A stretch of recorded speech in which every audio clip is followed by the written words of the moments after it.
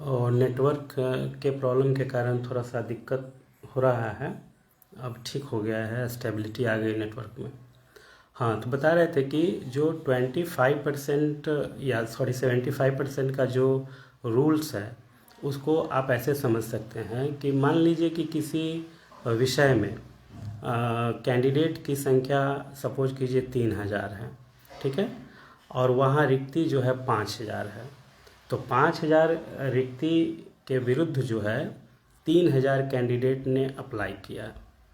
अब 3000 कैंडिडेट ने अप्लाई किया तो इस हिसाब से आप अगर देखिएगा तो आपको लगेगा कि भाई 5000 रिक्ति है, 3000 ही कैंडिडेट ने फॉर्म भरा है, तो इस हिसाब से तो सबों का हो जाना चाहिए, सबों का जो है सिलेक्शन हो जाना चाहिए। लेकिन यहाँ पर क्या है कि 3000 कैंडिडेट ने जो परीक्षा दिया, तो ये ज़रूरी है कि तीनों हज़ार कैंडिडेट जो है मिनिमम जो क्वालिफाइंग मार्क्स बीपीएससी के द्वारा निर्धारित किया गया है वह क्वालिफाइंग मार्क्स तीनों हज़ार कैंडिडेट क्रॉस कर जाए। इसकी संभावना कोई कह सकता है, ना आप कह सकते हैं, ना वो कोई भी जो एग्ज़ाम ले रहा है एजेंसी वो कह सकता है। तो संभव है कि उसमें बहुत सारे स्टूडेंट क्वालिफाइंग जो मिनिमम क्वालिफाइंग मार्क्स है उसको क्रॉस करते हुए हायर मार्क्स को जो है गेन करे। मान लीजिए कि अगर 40% मिनिमम क्वालिफाइंग मार्क्स है तो मिनिमम क्वालिफाइंग मार्क्स को 3000 कैंडिडेट्स में 2000 कैंडिडेट ने क्रॉस कर गए 2000 कैंडिडेट। अब 2000 कैंडिडेट का मार्क्स जो है 40 से ऊपर आ गया, 1000 कैंडिडेट्स का मार्क्स 40 से कम आ गया। 40 से कम का मतलब हो गया 37, 35, 30, 28 ऐसे करते करते 20, 25 या 5-10 तक भी आ गया। सपोज कर लीजिए कि 3000 कैंडिडेट ने एग्ज़ाम दिया जिसमें 2000 कैंडिडेट का मार्क्स जो है 40 से ऊपर है, मिनिमम क्वालिफाइंग मार्क्स से ऊपर है, और 1000 कैंडिडेट का जो है मेरिट लिस्ट में 40 से कम मार्क्स है। अब चूँकि रिक्ति यहाँ 5000 है, तो जब रिक्ति 5000 है तो बीपीएससी इस तीनों हज़ार कैंडिडेट को मार्क्स के अकॉर्डिंग उसका मेरिट लिस्ट बनाया। तो मेरिट लिस्ट बनाया तो उन्होंने देखा कि भाई 3000 कैंडिडेट में 2000 कैंडिडेट मिनिमम क्वालिफाइंग से ऊपर मार्क्स के हिसाब से आगे है, तो 2000 तो ऐसे ही चयनित हो गए, 2000 चयनित हो गए। लेकिन बीपीएससी ने यहाँ एक रूल बना दिया कि चूँकि यहाँ कैंडिडेट सीट से कम कैंडिडेट है तो 3000 का 75% हमको हर हाल में चयन करना है। तो 3000 का 75% आपको 2250 कैंडिडेट हो गया। तो 2250 कैंडिडेट में उसको चयन करना है, 2250 कैंडिडेट। तो 2250 कैंडिडेट में 2000 तो बाई डिफ़ॉल्ट जो है 40% से ऊपर जो उसका मिनिमम उत्तीर्णांक है उससे ऊपर लाया मेरिट लिस्ट में, तो वो 2000 तो ऐसे ही आ गया। अब 250 कैंडिडेट उनको और लेना है, लेकिन सवाल है कि 250 कैंडिडेट वो कहाँ से ले, क्योंकि 1000 कैंडिडेट का मिनिमम क्वालिफाइंग मार्क्स से नीचे है।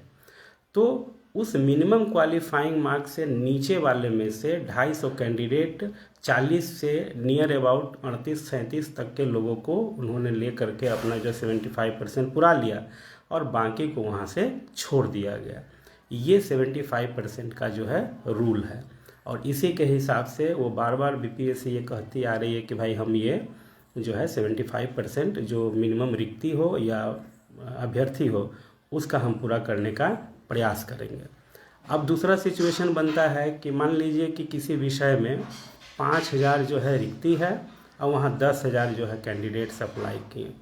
तो 10,000 कैंडिडेट्स अप्लाई किए तो वहाँ तो जो है 100% सीट जो है भर जाएगा।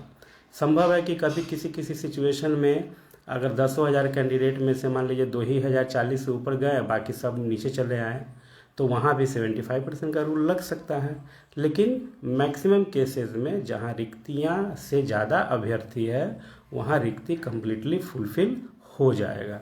ये आपका नियम है। तो इस हिसाब से देखिए तो आपको ये लगेगा कि भाई इस बहाली में सरकार, आयोग ये पूरी तरह से तत्पर थे कि भाई हमको हर हाल में रिक्ति को पूरा करना है, बहाली करना है। ये तो हो गई पहली बात। अब दूसरी बात आते हैं कि बहुत सारे लोग इस बात की जानकारी लेना चाहते हैं कि पूर्व के नियोजित शिक्षक जो इसमें फॉर्म भर दिए या अप्लाई किए हैं और उनका चयन हो जाता है, तो उनको ये योगदान करना चाहिए या नहीं करना चाहिए, क्या करें, एक असमंजस की स्थिति है। आपको याद होगा कि जब अप्लाई का प्रोसेस चल रहा था तो उसी समय जो है आयोग के द्वारा, या आयोग तो छोड़िए विभाग के द्वारा ये स्पष्ट किया गया था कि आप अगर चाहें तो इस बहाली के माध्यम से आप राज्यकर्मी बन सकते हैं। उस समय विशिष्ट शिक्षक नियमावली जैसी कोई ड्राफ्ट जो है जारी नहीं हुआ था, शिक्षकों का आंदोलन चल रहा था, सरकार से जो है बातचीत चल रही थी, लेकिन उस समय स्पष्टता नहीं होने के कारण बहुत सारे लोगों को लगा, जिनको लगा कि भाई हम एग्ज़ाम दे करके क्वालिफाई कर सकते हैं, हम आ सकते हैं, तो उन्होंने अपना फॉर्म भरना भी चाहिए, इसमें कोई बुरी बात नहीं है। चूँकि बहुत सारे संगठनों ने फॉर्म का भरने को लेकर के जो है एक कैंपेन चलाया था कि नहीं, हमको फॉर्म नहीं भरना है, लेकिन वो संगठन का अपना मामला हो सकता है। लेकिन मेरा मानना है कि व्यक्तिगत रूप से किसी व्यक्ति को बेहतर जगह जाने से रोकना सही नहीं है। अगर वो डिजर्व करते हैं, उनमें योग्यता है और वो कंपटीशन फाइट करना चाह रहे हैं, तो उनको क्यों रोकना, रोक के क्या करना। लिहाजा सब लोगों ने फॉर्म भरा और जो ऑफिशियल डेटा है कि 63,000 मतलब 63,000 शिक्षकों ने जो है फॉर्म भरा है और बहुत सारे लोग उसमें जो है क्वालिफाई भी हो रहे हैं, बहुत सारे लोग का रिजल्ट भी आ रहा है। अब सवाल मेन यहाँ है कि क्या वैसे शिक्षकों को वहाँ जाना चाहिए या नहीं जाना चाहिए। तो इस सवाल का जवाब देने से पहले आप किसी की बात पर मत जाइए, आप स्वयं इस बात का मूल्यांकन कर सकते हैं कि आपको जाना चाहिए या नहीं जाना चाहिए। मैं आपको निर्णय लेने में थोड़ी सी मदद कर सकता हूँ कि आप कैसे, किस आधार पर, किस बैकग्राउंड पर, किन तथ्यों पर आप ये निर्णय लीजिए। तो सबसे पहले आप जहाँ जिस विद्यालय में, जिस नियोजन निकाय में पदस्थापित है, पहले उस सर्विस का मूल्यांकन कीजिए कि आप वहाँ रह करके अभी तक क्या पाएँ। ये सबसे बड़ा पॉइंट है। जैसे आप ये जानते हैं कि 2006 से लेके आज तक कितनी सारी नियमावली बिहार सरकार के द्वारा बना दी गई। सभी नियमावली में प्रमोशन का प्रावधान है, सभी नियमावली में जो है आपको वेतन वृद्धि का प्रावधान है। ये सब था 2020 के नियमावली में भी है, पहले भी था, 12 के नियमावली में भी था, और अभी जो विशिष्ट नियमावली आया है संभवतः उसमें भी है। उसमें तो और अच्छे से दे दिया गया है कि भाई आप वरीय 6 to 8 में जाइएगा, वरीय 11-12 में जाइएगा, बहुत सारा चीज़ उसमें दिया गया।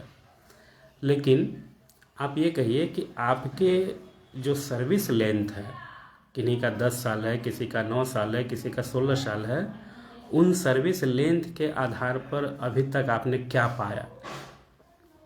अगर ये प्रश्न आप अपने आप से पूछिएगा तो आपको ये लगेगा कि उस सर्विस लेंथ के आधार पर अभी तक आपने कुछ नहीं पाया है तो सिर्फ 2015 से लेकर के आज तक जब वेतनमान मिला तो उसके आधार पर आपको एक इंक्रीमेंट का फ़ायदा मिलते आया है, जो आपके वेतन के साथ काउंट है और आपको वो प्राप्त हो रहा है। बाकी उसके अलावा आप सर्विस के आधार पर कुछ नहीं पाए हैं। हाँ, कुछ लोग पाए होंगे, जैसे बहुत सारे लोग प्रभारी बन गए होंगे, सीनियर होने के नाते प्रभारी बन गए होंगे और प्रभारी बन करके अपना जो जैसे करना है कर रहे होंगे। लेकिन इसके अलावा उस सर्विस लेंथ के आधार पर आप कुछ नहीं पाए हैं। सवाल है कि जब 6 to 8 में प्रमोशन का प्रोविज़न पहले से था, माध्यमिक को उच्चतर माध्यमिक में जाने का जो है प्रोन्नति का प्रोविज़न पहले से था, कितने सारे साल बीत गए, क्या वो प्रमोशन मिला? नहीं मिला। उस संबंध में बहुत सारे लोगों ने कोर्ट में जो है चैलेंज किया, कोर्ट में केस किया। केस करने के बाद जो है उस पर जो है अवमानना का जो है डिसीजन लेके रखे हुए हैं, लेकिन फिर भी क्या हुआ? कुछ नहीं हो पाया। तो जो आज तक संभव नहीं हो पाया, क्या लगता है कि आने वाले भविष्य में आपको प्रमोशन मिल जाएगा या आपका वेतन बढ़ जाएगा उस प्रमोशन के आधार पर? अगर आपको ये लगता है, आपका अंदर से मन कह रहा है कि हाँ हमें मिल जाएगा, तो फिर तो आपका डिसीजन स्वतः हो गया कि आप वहाँ बने रहिए। अब अगर आपको लगता है कि नहीं हमें नहीं मिल पाएगा, इसी तरह से टाल मटोल की नीति सरकार चलती रही, प्रमोशन बीतते रहे, तो तो फिर आपके पास डिसीजन फिर आ गया कि आपको क्या करना है। अब आते हैं कि हमें क्या लगता है कि मिल पाएगा कि नहीं। देखिए, मेरे ख्याल से सर्विस लेंथ का दो ही कंसर्न है, दो मुद्दे हैं सर्विस लेंथ बचाने के। एक मुद्दा है कि आप प्रोन्नति का राह देख रहे हैं, और दूसरा मुद्दा है कि उसके आधार पर आप हेडमास्टर की बहाली में जा सकते हैं। ये दो मेन कंसर्न हैं। और तीसरा कंसर्न होता है वेतन का, पे प्रोटेक्शन का, कि जो आपके वर्तमान जो वेतन आपको प्राप्त हो रहे हैं वो नई ज्वाइनिंग में जाने पर आपका वो वेतन घटे नहीं, बल्कि वो वेतन यथावत मिलता रहे और आपको कोई समस्या नहीं है। तो ये दो तीन ऐसे कंसर्न हैं जिस पर विचार करने की ज़रूरत है, जिस पर आप स्वयं विचार कर सकते हैं। आपको किसी की मदद की आवश्यकता नहीं है, कोई एक्सपर्ट नहीं है इसमें, ठीक है। जो लेटर विभाग का आप पढ़ते हैं वही लेटर मैं भी पढ़ता हूँ। जिस तरह से विभाग को आप देखते हैं वैसे ही मैं भी देखता हूँ। फ़र्क सिर्फ इतना है कि आप उन चीज़ों पर जो है एकदम गहन मंथन विश्लेषण नहीं करते हैं। शायद मैं कर पाता हूँ, इसीलिए जो है इस तरह से लिख पाता हूँ, चाहे बोल पाता हूँ, ठीक है। तो ये ध्यान में रखिए कि तीन कंसर्न है, एक एक कंसर्न को हम बताएंगे। सबसे पहला कंसर्न है कि आपको प्रमोशन, तो प्रमोशन के रूप के लिए अगर आप इंतज़ार कर रहे हैं तो प्रमोशन की स्थिति आने वाले समय में क्या रहेगी, वो मेरी बात सुनने के बाद हमसे बेहतर आप जानने लगेंगे। मई जून में आपको चुनाव है, लोकसभा का चुनाव है, सब लोग जानते हैं। विभाग कर रही है सक्षमता परीक्षा लेंगे, बहुत सारे लोगों ने उस पर अपना अपना विचार दिया है, सुझाव दिया है। सुझाव माने भी जा सकते हैं, नहीं भी माने जा सकते हैं। माने गए तो फिर आपके पक्ष में है, नहीं माने गए तो फिर सक्षमता परीक्षा की तैयारी कीजिए। सक्षमता परीक्षा कब होगी, रिजल्ट कब आएगा, कब आपका समायोजन होगा, ये सब अनिश्चितताओं का दौर है। उसके बाद जब आइए नेक्स्ट, जब आप मान लीजिए कि बहुत ज़्यादा जल्दबाजी हुई, सक्षमता परीक्षा हो गया और आप राज्यकर्मी के रूप में आ भी गए, फिर उसके बाद आप प्रमोशन के लिए विभाग को कहेंगे कि हमारा प्रमोशन कर दीजिए, आपने नियमावली में ये प्रोविज़न किया है, आप कोर्ट का डिसीजन दिखाइएगा। प्रमोशन भी कहेंगे कि भाई जब तक आप प्रमोशन करने के मूड में आएंगे तब तक लोकसभा चुनाव का आचार संहिता 3-4 महीने तो उसमें डिस्टर्ब हो जाएंगे। जब लोकसभा से निकलिएगा, राजनीतिक परिस्थितियां बिहार में कैसे बदलती है वो कहने की ज़रूरत है। लोकसभा चुनाव में अगर सरकार बेहतर, गठबंधन बेहतर परफॉर्म किया तो ठीक है, नहीं किया तो आगे क्या होगा सब लोग जान रहे हैं, ठीक है। उसके बाद सरकार क्या करेगी नहीं करेगी वो तो स्वयं आप समझ सकते हैं। फिर उसके बाद 2020 का चुनाव आएगा, 2025 का चुनाव आ जाएगा, विधानसभा का चुनाव की तैयारी में गवर्नमेंट लग जाएगी। संभवतः चुनावी दबाव के कारण प्रमोशन की कुछ कार्रवाई हो भी पाए, लेकिन प्रमोशन यदि हुआ, बेसिक शिक्षकों का प्रमोशन यदि स्नातक शिक्षक के रूप में हुआ, या माध्यमिक का प्रमोशन यदि +2 टीचर के रूप में हुआ, तो क्या परिस्थिति बनेगी, उस पर भी विचार कीजिए। ज़्यादातर बेसिक पद पर बहाल शिक्षक को कुछ नहीं समझ में आता है तो उसने अपनी योग्यता विस्तार आर्ट से कर लिया है। सब लोग कर लिए हैं, क्या कर लिए, बीए कर लिए। आप अपने आसपास नज़र दौड़ा के देखिए, जो लोग बेसिक टीचर में बहाल है उनसे पूछिएगा तो हमको लगता है कि हर दूसरा शिक्षक आपको बोलेगा कि हमने आर्ट से स्नातक कर रखा है। 6 to 8 में बहाली 32,000 होने जा रही है। पहले भी कुछ लोग बहाल हैं, कुछ रिक्तियाँ रह भी गई होंगी प्रमोशन के लिए। सरकार ने नियमावली में भी लिख दिया है कि रिक्ति के हिसाब से प्रमोशन दिया जाएगा। अब तो काल अवधि प्रमोशन का भी उसमें बातचीत नहीं है कि चलिए भाई हमारा पद में प्रमोशन नहीं होगा, हमारे वेतन बढ़ जाएंगे। लेकिन 3 लाख शिक्षकों में, 2.5 लाख शिक्षकों में अगर मान लीजिए कि 2 लाख बेसिक शिक्षक हैं और 2 लाख बेसिक शिक्षकों में 1 लाख 1.5 लाख शिक्षकों ने अगर आर्ट से स्नातक कर रखा है तो वो अपनी प्रमोशन की दावेदारी कहाँ देंगे, सामाजिक विज्ञान के शिक्षक के रूप में देंगे। पता चलेगा सामाजिक विज्ञान की रिक्ति पूरे बिहार में 20,000 है और प्रमोशन पाने के लिए 1 लाख लोग लाइन में खड़े हैं। ये सब सोचना पड़ेगा, ये सब विचार आपको करने पड़ेंगे, तब जा कर के आप निर्णय ले पाइएगा, ठीक है। यही हाल कमोबेश जो है माध्यमिक के साथ है। जो माध्यमिक शिक्षक हैं उनमें भी यही हाल है प्रमोशन का। आने वाले समय में क्या है, क्या होगा, प्रमोशन स्थानांतरण हमारे नज़र से देखिएगा स्पष्ट पानी की तरह नज़र आएगा, एकदम साफ क्लियर आईने की तरह झलकेगा क्या होने जा रहा है। मैं सब कुछ जानता हूँ क्या होगा नहीं होगा, लेकिन क्या है कि आप लिखिए तो इतने सारे सवाल, इतने सारे उसमें जानकारी पूछने लगेंगे लोग कि आपको बताते बताते पता चलेगा कि भर दिन सोशलिस्ट साइट पर बीत गया। तो ये प्रमोशन की स्थिति रहने वाली।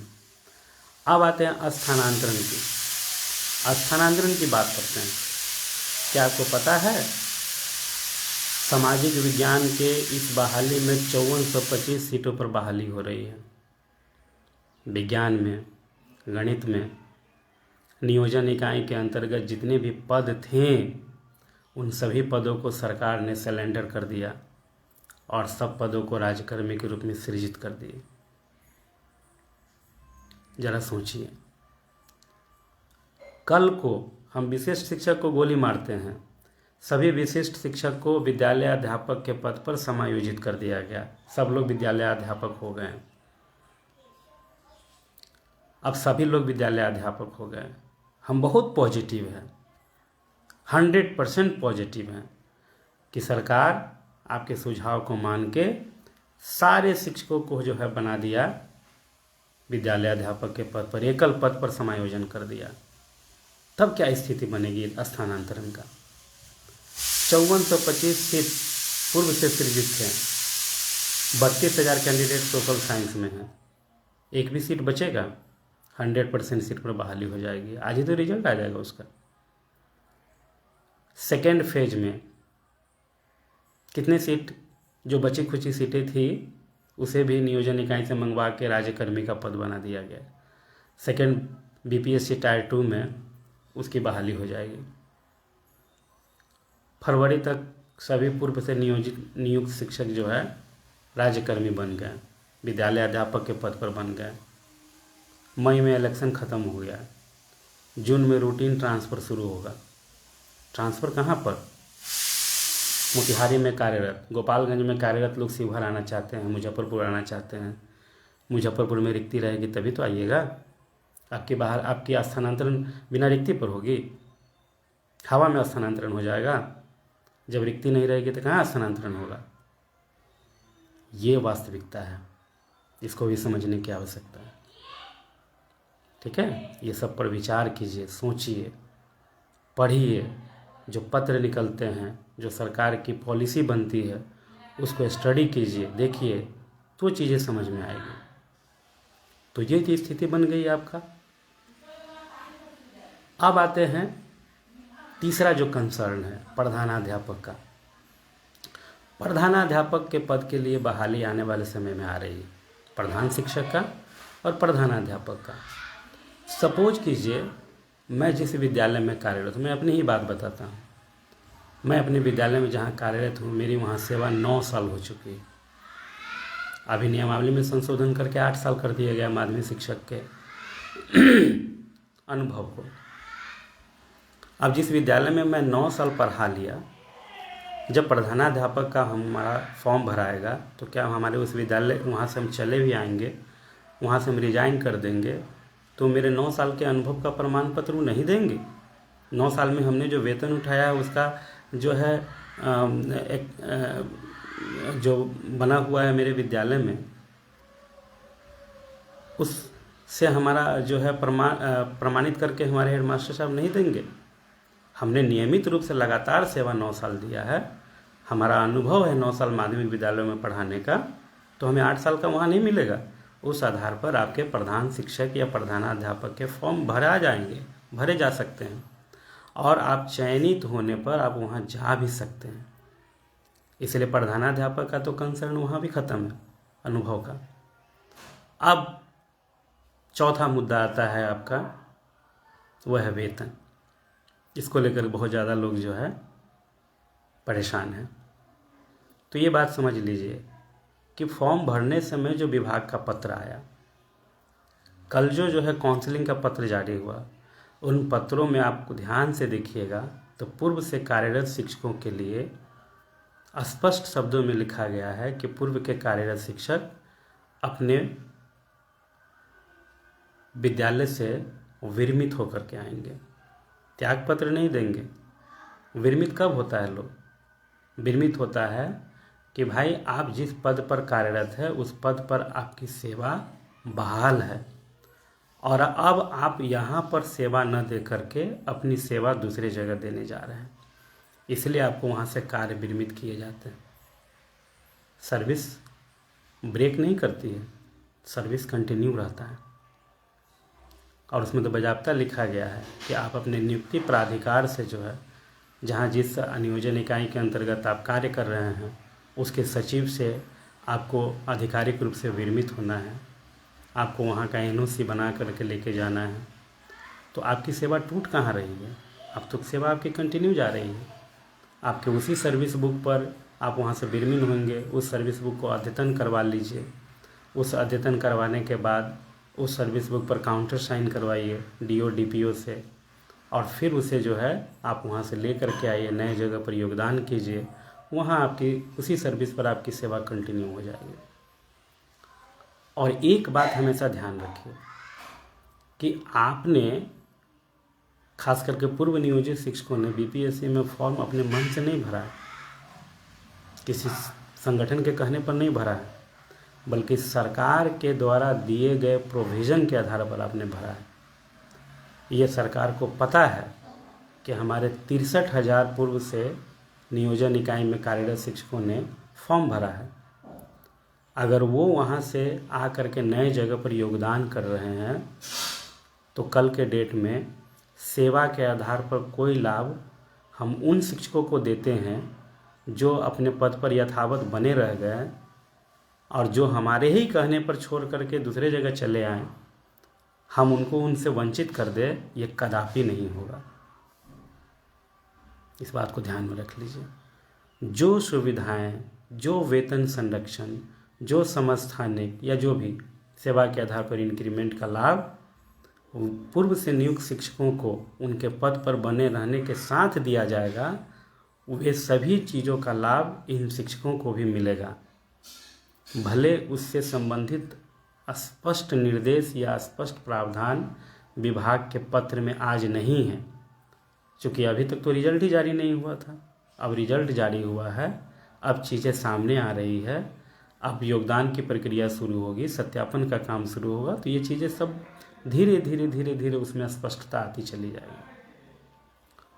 तो ये सब बातें थी जो बातें आप लगातार हम लोगों से पूछ रहे थे और हम सोचे कि भाई जब रिज़ल्ट जब तक नहीं आता है, बहुत सारे लोग तो रिज़ल्ट का इंतज़ार कर रहे थे कि इनका होता है नहीं होता है, हम खुद भी रिज़ल्ट का इंतज़ार कर रहे थे। तो अब रिज़ल्ट आ रहा है, कल से आना शुरू हो गया है, आज भी दिन भर रिज़ल्ट का दौर रहेगा। तो हमारे बताए हुए बातों को आप एक ये कर सकते हैं कि हम आपको स्पष्ट ये नहीं कह रहे हैं, बल्कि आपको एक मार्ग दिखा रहे हैं, आपको तथ्यों के माध्यम से हम चीज़ें स्पष्ट किए हैं ताकि आपको निर्णय लेने में सुविधा हो। आप किसी से मत पूछिए क्या करना है नहीं करना है, जो बातें हम आपको बताए हैं उन बातों के आधार पर आप ये जानने का समझने का प्रयास कीजिए और निर्णय लीजिए। जब चीज़ों को तथ्यों को सामने रख के समझिएगा ना, तो सब कुछ स्पष्ट नज़र आएगा, क्या करना है नहीं करना है वो सारी चीज़ स्पष्ट नज़र आएगी। एक बात और मैं आपको समझाना चाहता हूँ कि अक्सर मैं जब कुछ भी लिखता हूँ तो बहुत सारे लोग ये कहते हैं कि आप सरकार के समर्थक हैं। देखिए, सरकार का समर्थक या सरकार का विरोधी किसी व्यक्तिगत स्वार्थ के आधार पर नहीं किया जाता है। चूँकि मैं राजेंद्र कुमार बनने से पहले मैं इस राज्य का एक जिम्मेवार नागरिक भी हूँ।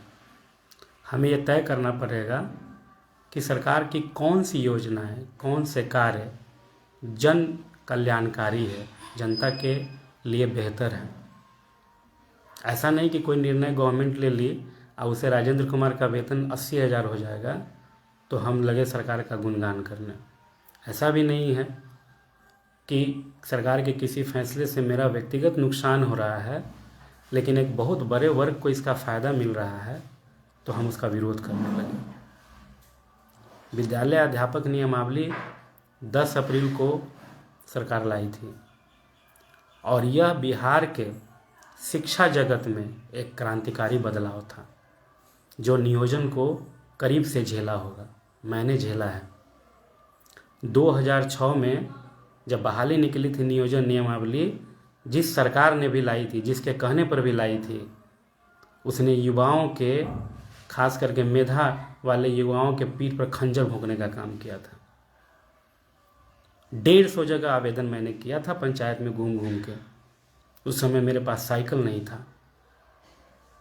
कैसे कैसे जा करके हम आवेदन किए थे वो मेरी अंतरात्मा जानती है। एक बेरोजगार के तौर पर, एक युवा के तौर पर उस तकलीफ को मैंने करीब से झेला था। और जब 10 अप्रैल को विद्यापक अध्यापक नियमावली बीपीएससी के माध्यम से आती है, तो हमारे दिल के अंदर से आवाज़ आती है, अंतरात्मा से, कि सरकार ने नियोजनवाद को ख़त्म करने का एक बहुत ही ऐतिहासिक और क्रांतिकारी कदम उठाया है। वेतन भले जो हो, 9300 का स्केल नहीं है। बहुत सारे लोग इस पर सवाल करते हैं, कहाँ से देगी 9300 का स्केल? कभी तो वास्तविकता के धरातल पर खड़ा होकर सोचिए। लोग कहते हैं नेताओं अपनी बढ़ा लेते हैं। नेता बढ़ा लेते हैं, नेता के हाथ में शक्ति है, बढ़ा लेते हैं।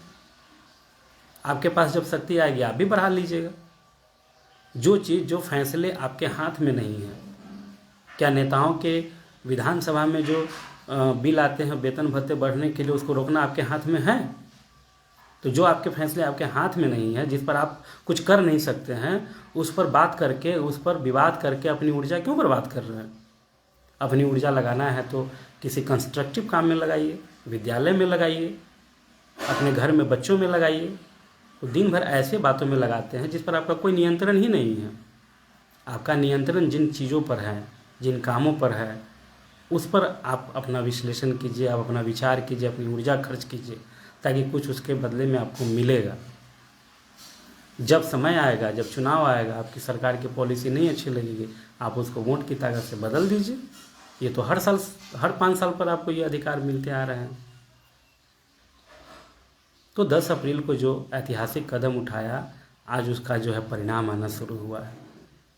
6-7 महीने के अंदर आयोग के माध्यम से इतनी बड़ी बहाली कर लेना आसान काम है। शिक्षा का सार्वजनिकरण हो गया। अब विद्यालय लिमिटेड नहीं है, अब विद्यालय बच्चों के घर के पहुंच के अंदर खोले जाने हैं। बड़े पैमाने पर विद्यालय खोले गए हैं, बच्चों के लिए ऐतिहासिक काम किए गए हैं। आज देखते हैं गांव में लड़कियां जब साइकिल लहरा के चलती है, कितना बड़ा यह जो क्रांतिकारी बदलाव है, ज़रा सोच करके देखिए। हम तो गांव के ऐसे विद्यालय में हैं जहां ऐसी ऐसी लड़कियां आती है, जिसके घर में, ख़ानदान में पहली ऐसी लड़की होती है जो 9th क्लास में नामांकन करा के मैट्रिक का एग्ज़ाम देने आती है। ज़रा सोचिए, उसको साइकिल मिलता है, उसको पोशाक मिलता है, वो जो फर्स्ट करती है तो उसको 10,000 रुपये मिलते हैं। कितना उसका मनोबल बढ़ता है। शिक्षा गांव गांव तक, घर घर तक गया। ये भी तो ज़रूरी था। ये सब चीज़ पर विचार करना होगा। शिक्षक के रूप में नहीं विचार करना होगा, बल्कि एक बिहारी के रूप में विचार करना होगा। बिहार का एक जिम्मेवार नागरिक के रूप में विचार करना होगा। तब जाकर आप चीज़ों को समझ पाइएगा। सीधे हवा में बात करने से कुछ नहीं होने वाला। आप गाली दीजिए, मेरा विरोध कीजिए, मेरे आकर के नीचे बहुत सारी बातें आप कहते हैं, बोलते हैं, लेकिन हमको इस सबसे फ़र्क नहीं पड़ता है, नहीं पड़ेगा भी नहीं। हम जैसे हैं वैसे हैं। और इसके लेकर के बहुत सारे लोगों से मेरी असहमति भी हमेशा बनी रहती है। हमको इस सबसे फ़र्क नहीं पड़ता है। तो आपको देखना होगा, हम डे 1 से कह रहे हैं कि सरकार इस बहाली को करने के लिए पूरी कमर कस चुकी थी। हमको दिख रहा था। बहुत सारे लोग हमको बहुत सारे ग्रुप में जोड़ दिए थे। एक फैसला आयोग का आता था, ग्रुप में 90% लोग निगेटिव हो जाते थे। ये हो रहा है, सेटिंग हो रहा है, सीट बिक रहा है, ये हो रही है। कुछ तो विश्वास रखो, कुछ तो पेशेंस रखो, कुछ तो देखो। जितने भी समस्याएं इस मार्ग में आए इस बहाली को लेकर के, सभी को पूरी ईमानदारी से सरकार ने जो है हैंडल किया है, सिर्फ इसलिए कि ये बहाली समय से हो जाए। कोई किसी को कुछ नहीं दे देता है। जो लोग आज केंद्र सरकार के समर्थक है, केंद्र सरकार उनके घर में जाके 5 लाख रुपया नहीं दे देगी। चाहे हम अगर किसी सरकार का तारीफ़ कर दें तो हमारे घर में आके 5 लाख रुपया नहीं दे देगी। कोई किसी को नहीं देता है, लेकिन अच्छी बातें, अच्छे काम, अच्छे विचार, अच्छे स्टेप्स की तारीफ़ करनी चाहिए। दुर्भावना से ग्रसित होकर अगर कोई चीज़ सोचिएगा, विचारिएगा, तो आप कभी भी अच्छा इंसान, अच्छे नागरिक नहीं बन पाइएगा। बहुत सारी बातें थी, कहना चाह रहे थे और लाइव आकर के कहे हैं। इसके बाद भी अगर किसी को कोई समस्या हो तो आप मेरे कमेंट बॉक्स में लिख दीजिएगा। समय मिलेगा तो जो है हम आपको उत्तर देंगे। तब तक के लिए जो है सभी लोगों का धन्यवाद, जिन लोगों ने भी सुना। और नवरात्र चल रहा है, आप सभी को नवरात्रि की ढेर सारी शुभकामना।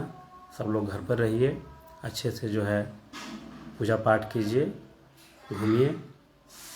धन्यवाद।